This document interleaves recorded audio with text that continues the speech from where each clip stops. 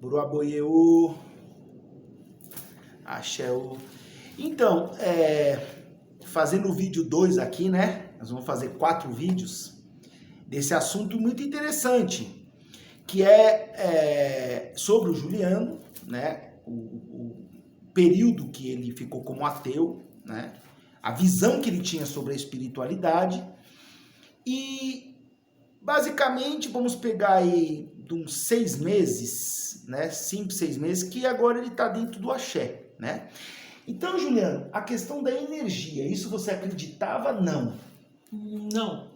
Não, eu achava que era uma questão assim de... Muito mística. Muito mística. Mas você acreditava, por exemplo, que uma inveja ela é maléfica? Sim, Você acreditava nisso? Eu acreditava que tinha situações assim que nos favorecia e menos favoráveis. Lugares que pudessem ter assim, Negativos. mais negativos, outros lugares mais positivos. Né? A energia de uma pessoa, talvez eu acreditasse que existia, mas eu não acreditava que existia energia nos orixás, que existia um sistema, por exemplo, sim, que no caso, não que seja exatamente uma religião isso, mas que existem pessoas que, como eu, que estudaram a vida toda, foram preparadas, foram iniciadas para trabalhar com essas energias. Isso você não tinha conhecimento, basicamente. Não tinha né? conhecimento, e eu também pouco acreditava. Eu achava que era apenas um misticismo, Sim. uma crendice, vamos dizer assim. Eu devo admitir que eu era totalmente cético. Sim. Eu olhava e falava, bom, então cada um acredita no que quer, mas tipo, eu achava que aquilo, para mim, praticamente não me dizia nada. Sim, sim. Porque a gente tem muito isso, né? Principalmente aqui no Brasil, as pessoas são Porque muito... a gente desconhece, a gente acaba não acreditando. E as pessoas também, elas são muito... tem muito tendência ao misticismo popular, eu chamo assim, né? Porque o misticismo existe também todo um estudo em cima disso. Eu digo popular, que são aquelas lendas, as histórias que as pessoas contam. Por exemplo, uma delas que isso aí é antiguíssima. Quando você fala tanto da entidade que é conhecida como Exu, que na verdade é um mestre, né? Porque o Exu, ele é orixá, ele não é as entidades como Tranca-Ruas, como Rainha, Maria Padilha, tal. Isso são mestres. Mas popularmente não tem essa divisão. Um Exu orixá, que é o caso que você tem, como um chamado, uma entidade, é tido tudo como Exu. E esse nome, popularmente, é histórico. As pessoas veem de uma maneira totalmente negativa. Sim. Então, você tem esse misticismo popular que é muito prejudicial, né? Que associa sempre a um lado negativo. A um lado negativo, a um lado, por exemplo, que popularmente é tido como uma coisa do diabo, né? Sim. As pessoas têm uma visão muito limitada da espiritualidade em si, né? E diga assim, abertamente mesmo, por exemplo, a primeira vez você chegou, jogou ao Pelé, Sim. né? E aí você passou por Ebó, por Buri, qual foi a sensação que você sentiu? Depois você fez os 3 dias de resguardo, o que você sentiu nesse... Você acaba aprendendo a ter novas, assim, visões, né? No sentido de talvez estar um pouco mais sensível a descobrir novas energias. A questão do Buri te fortalece espiritualmente. Você começa, de uma certa forma, a ter pensamentos melhores.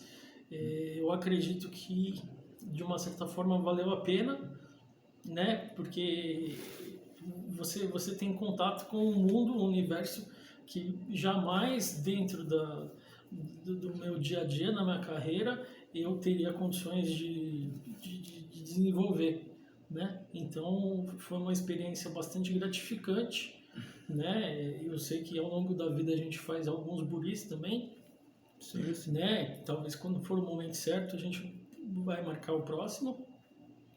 E, enfim, como o Fernando costuma dizer, é todo um processo, que a gente vai desenvolvendo a questão da espiritualidade, né? E a gente vai conhecendo as coisas que eventualmente a gente não conhecia, né? Foi mais ou menos isso. Sim, como eu falei para o Juliano, né?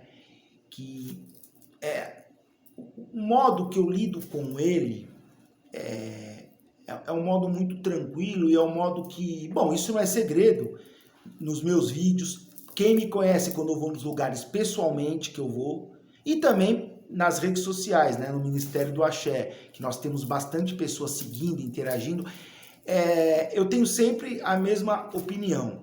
Não se deve forçar. E eu falei isso para ele, foi no seu consultório. Sim.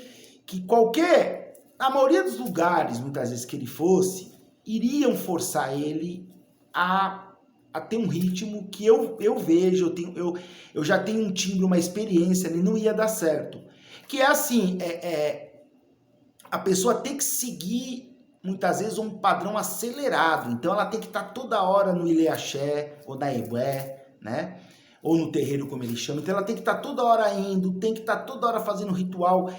E, por exemplo, pessoas como ele, que inclusive estão há 5, 6 meses no culto, pode se tornar uma coisa assim, meio pesada essa exigência, né? A pessoa que está começando a enxergar um universo que ela não conhecia, né? Então, com o Juliano, assim, eu levo muito, como eu levo com todo mundo, de uma maneira tranquila, progressiva, a gente vai avançando, mas sem forçar, né? Sem ter que chegar e falar, não, Juliano, você tem que agora, semana que vem, jogar, você tem que fazer ritual, até porque todo mundo sabe que isso tem custo. A gente tem que falar diretamente. Também é outro motivo. E também por uma questão de energia, né? Para não pressionar. Eu não acredito em nada que é feito pressionando a pessoa. Digamos, quando a pessoa já está preparada para receber aquela energia ou para fazer determinado procedimento, a pessoa, por conta própria, ela sente que tem uma voz interior que diz que ela tem que fazer isso, ela vai atrás. Eu vejo dessa forma. Sim, você segue as suas intuições também, né? Sim. Até porque um ateu, como estava o caminho que também tem Eledá, Ori Eledá, tem cabeça, tem Eledá, e tem espiritualidade, tem ancestralidade. A espiritualidade não está só no religioso, né? Espiritualidade muitas vezes está numa pessoa que nem fala de religião. Então, eu acredito que um sacerdote tem que, se ele quer respeito, ele deve respeitar. Porque perante a lei universal espiritual, você vai colher o que você planta. E tem muitos sacerdotes que eles desrespeitam, ele tumultua, ele pressiona a pessoa de uma maneira e lá na frente ele vai colher isso e muitas vezes não dá certo, né? Então, é um modo que eu vejo e que, né, até o exato momento, nós estamos caminhando. Cada pessoa tem o seu próprio ritmo, né? Sim. De conhecimento, de aprendizado, de desenvolvimento individual. Então, cada pessoa tem uma individualidade. Não é uma receita de bolo, né? Sim, justamente. E vamos falar um pouco mais sobre isso aí no próximo vídeo, Axé.